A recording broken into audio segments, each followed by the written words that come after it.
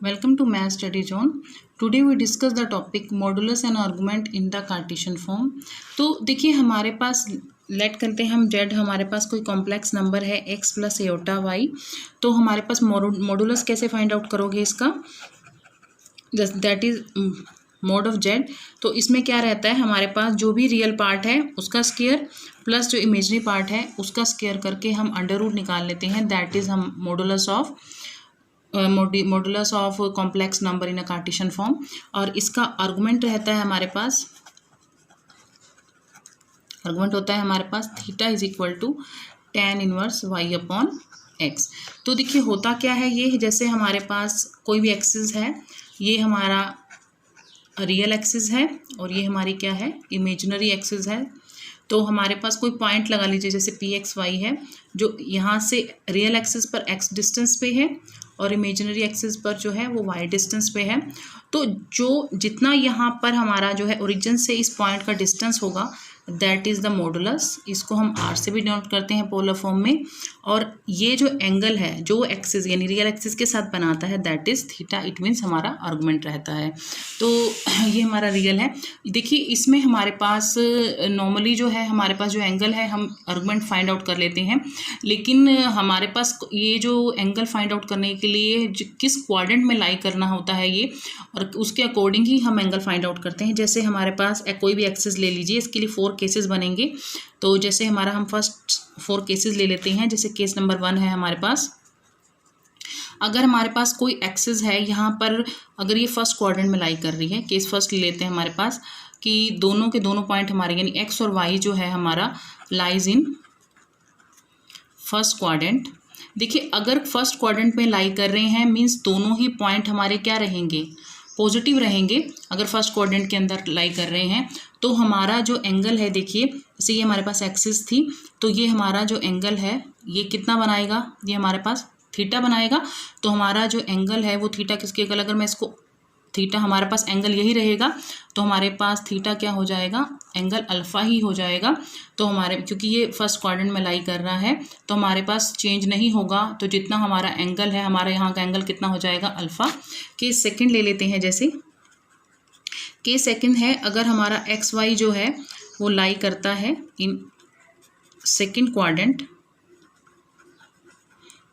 देखिए अगर मैं सेकंड क्वाड्रेंट की बात करती हूँ तो सेकंड क्वाड्रेंट में हमारे पास x जो है वो नेगेटिव होता है और y जो होता है यानी सेकंड पॉइंट जो होता है हमारा पॉजिटिव होता है, यानी नेगेटिव और पॉजिटिव रहता है ये हमारे पास. उस केस में हम इसकी बात करते हैं अल्फ़ा की. तो देखिए हमारे पास यहाँ पर आएगा ये एंगल, तो ये जो एंगल है हमारे पास कितना बनेगा, जैसे ये पूरा का पूरा हमारे पास क्या होता है, पाई होता है. तो हमारे पास जो थीटा है वो कितना हो जाएगा, अगर मेरा ये पूरा एंगल पाई है और मुझे यहाँ तक का एंगल फाइंड आउट करना है तो हमारे पास यहाँ पर कितना हो जाएगा, ये जो हमारे पास थीटा है वो क्या हो जाएगा, पाई माइनस अल्फ़ा. अगर मैं इस एंगल को अल्फ़ा कंसीडर करके चलती हूँ और मुझे यहाँ तक का एंगल फाइंड आउट करना है तो ये एंगल मेरा क्या रहेगा, जैसे ये पूरा कंप्लीट पाई था तो अगर मैं इस अल्फ़ा को माइनस कर दूँ तो ये एंगल मुझे यहाँ तक का फाइंड करना है तो ये एंगल मेरा क्या रहेगा, पाई माइनस अल्फ़ा हो जाएगा. केस थर्ड ले लेते हैं इस चीज़ के लिए. केस थर्ड है, अगर हमारे पास X Y lies in third quadrant. अगर ये थर्ड क्वाड्रेंट में देखिए लाई कर रहा है, अगर थर्ड क्वाड्रेंट में लाई कर रहा है इट मीन्स हमारा जो दोनों के दोनों पॉइंट हैं वो नेगेटिव हो जाएंगे, यानी एक्स भी नेगेटिव हो जाएगा और वाई भी हमारा क्या हो जाएगा, नेगेटिव हो जाएगा. दोनों ही नेगेटिव हो जाएंगे. उस केस में देखिए हमारा कैसा रहेगा कि मुझे थर्ड क्वाड्रेंट निकालना है, थर्ड क्वाड्रेंट यहाँ बनता है मीन्स मुझे ये एंगल निकालना है कि यहाँ तक मेरा एंगल कितना बनेगा. तो देखिए मुझे इस एक्सिस से निकालना है, तो अगर मैं एंटी क्लॉक वाइज जाऊँ यहाँ तक मुझे इस चीज़ का एंगल निकालना है. ये देखिए मेरा अल्फ़ा एंगल है और मैं क्लॉक वाइज जाने के बजाय मैं इसे एंटी क्लॉक वाइज ले जाऊँगी तो यहाँ पर मेरा टोटल एंगल पाई बन रहा था. तो यहाँ पर क्या हो जाएगा, मेरे पास ये जो एंगल है वो मेरा, अगर मान लीजिए मैं इसे टोटल एंगल को मतलब पाई मान लेती हूँ और इतने को थीटा मान लेती हूँ तो मेरे पास ये एंगल क्या हो जाएगा, थीटा माइनस पाई हो जाएगा मेरे पास. यानी मेरा अल्फ़ा किसके इक्वल हो जाएगा, थीटा माइनस पाई के. ये हमारा क्या हो जाएगा, मेरे पास जो एंगल है वो क्या हो जाएगा, यहाँ थीटा की जगह मैंने अल्फ़ा लेना है, अल्फ़ा माइनस पाई के. ये हमारे पास थीटा क्या हो जाएगा, अल्फ़ा माइनस पाई के. फोर्थ केस ले लेती हूँ अगर मैं, केस मेरे पास 4 है। अगर ये एंगल मेरे पास अल्फ़ा था तो ये क्या हो जाएगा अल्फ़ा माइनस, क्योंकि एंटी क्लॉकवाइज ले रही हूँ तो ये नेगेटिव हो जाएगा मेरे पास पाई वाला एंगल, और मुझे इस एंगल को क्या करना पड़ेगा, यहाँ पर इसको ऐड करना पड़ेगा, इसे सब्ट्रैक्ट करना पड़ेगा। तो ये एंगल जो मेरा थीटा क्या बन जाएगा अल्फ़ा माइनस पाई, क्योंकि एंटी क्लॉकवाइज है तो पाई किस में आ जाएगा, नेगेटिव में आ जाएगा। केस 4 ले लेते हैं। केस 4 में अगर एक्स वाई जो है वो लाइज कर रहा है फोर्थ क्वाड्रेंट, अगर फोर्थ क्वाड्रेंट में लाई कर रहा है, देखिए पहला एंगल मेरा मतलब एक्स जो है मेरा पॉजिटिव रहेगा और वाई जो है वो मेरा नेगेटिव रहेगा। इस केस में हमारे पास देखिए अगर मैं बनाती हूँ तो मेरा थीटा एंगल क्या रहेगा, ये देखिए ये मुझे फाइंड आउट करना है ये एंगल के एक्सिस के साथ कितना एंगल बनाता है। तो देखिए ये मेरे पास अगर थीटा था और ये अगर मैं एंटी क्लॉकवाइज लेती हूँ तो ये किसका बन जाएगा, अगर मेरे पास ये थीटा मतलब अल्फ़ा है तो अगर मैं ये एंगल अल्फ़ा लेती हूँ ये नेगेटिव हो जाएगा। ये एंगल मैंने अल्फ़ा कंसीडर किया था, इस थीटा एंगल को मैंने अल्फ़ा कंसीडर किया था तो अपोजिट सिंबल के साथ आ जाएगा, तो ये थीटा क्या हो जाएगा माइनस ऑफ अल्फ़ा हो जाएगा। तो मैंने जितने भी एंगल लिए हैं वो केसेस के अकॉर्डिंग लिए हैं कि मेरे पास थीटा यानी कि जो मेरा यहाँ पे मैं आर्गुमेंट ले रही हूँ वो थीटा क्या होगा, यहाँ दोनों ही केस पॉजिटिव थे तो मेरा थीटा जो है पॉजिटिव यानी अल्फ़ा रहेगा एंगल, यानी पॉजिटिव एंगल आया। जब मैंने सेकंड क्वाड्रेंट में ले गई तो मेरा जो थीटा था वो माइनस करने की वजह से क्या बन गया मेरा थीटा यानी एंगल जो था वो पाई माइनस अल्फ़ा रहा। जब मैंने थर्ड क्वाड्रेंट में ले गई तो ये एंटी क्लॉकवाइज की जगह वजह से क्या हो गया मेरा थीटा अल्फ़ा माइनस पाई हो गया। अब फोर्थ क्वाड्रेंट में ले गए तो थीटा हमारा क्या हो गया माइनस ऑफ अल्फ़ा हो गया। ये 4 केसेस बनते हैं।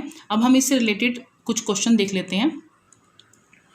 देखिए जैसे हमारे पास z है यहाँ पर -1 माइनस √3, तो मुझे इसका क्या फाइंड आउट करना है, आर्गुमेंट और वो मॉडुलस फाइंड आउट करना है। तो हम इसे x प्लस एयोटा वाई के इक्वल ले लेते हैं। तो यहाँ पर x की वैल्यू हो जाएगी -1 और y की वैल्यू हो जाएगी -√3।